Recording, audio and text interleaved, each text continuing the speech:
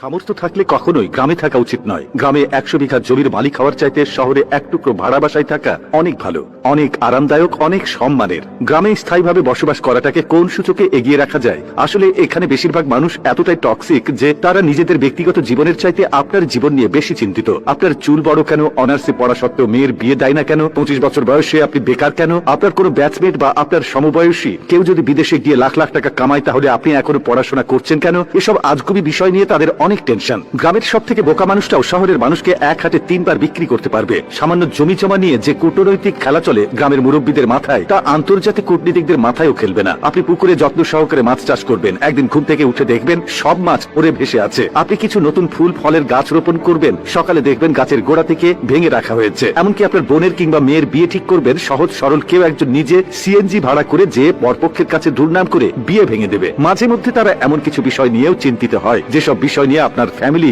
মাথায় ঘামায় না। গ্রামের টক্সিসিটির আরো একটি বিরাট পার্ট হচ্ছে ঝগড়া। আপনি এমন কোনো বাড়ি খুঁজে পাবেন না যেখানে জায়গা জমি নিয়ে বিবাদ বা বিরোধ নেই। প্রত্যক্ষ এবং পরোক্ষভাবে এই ফ্যামিলি সেই ফ্যামিলি একজন আরেকজনের সাথে ঝগড়ায় লেগেই থাকে। 1 ইঞ্চি জায়গা জমি নিয়ে আমলা মোকদ্দমা, শ্লীল ভাষায় গালি, মাথা ফাটি চলতেই থাকে হর হামেশায়। এইজন ওইজনের নামে গোপনে প্যাঁচ লাগিয়ে ঝগড়া বাঁধিয়ে দেওয়া, কাউকে পছন্দ না হলে তাকে নিয়ে গ্রামের জনে জনে কুৎসা রটনা করা, এমনকি বিবাহের প্রস্তাব আসলেও গোপনে প্যাঁচ লাগিয়ে দেওয়া যেন গ্রামের মানুষের নিত্যদিনের কাজ। গ্রামের বেশিরভাগ মানুষ এতটা অজ্ঞ যে তারা সফটওয়্যার ইঞ্জিনিয়ার বোঝে না, ইলেকট্রিক্যাল ইঞ্জিনিয়ার বোঝে না, এমনকি এমবিবিএস ডাক্তার মানেও তারা বোঝে না। তাদের কাছে সরকারি চাকরি মানেই পুলিশ হোক সে কনস্টেবল, আর্মি হোক সে সৈনিক, পিয়ন কিংবা প্রাইমারি স্কুলের শিক্ষক, এগুলোই তাদের কাছে সরকারি চাকরির মানদণ্ড। একজন নার্সকে তারা যেমন ভাবে ডাক্তার ভাবে, তেমনি ভাবেই একজন সরকারি মেডিকেল এমবিবিএস বা অন্যান্য ডাক্তারি ডিগ্রিধারীদেরকেও তারা একই রকম মনে করে। তাদের কাছে আপনি সরকারের কততম গ্রেডের চাকরি করেন তার চাইতে বেশি ইম্পর্টেন্ট আপনি প্রাইভেট জব করেন নাকি গভর্নমেন্ট। আপনি প্রাইমারি স্কুলের পিয়ন হলেও হয়তোবা তারা মেয়ে বিয়ে দিতে চাইবে, কিন্তু যদি শোনে আপনি প্রাইভেট কোম্পানির চাকরি করেন,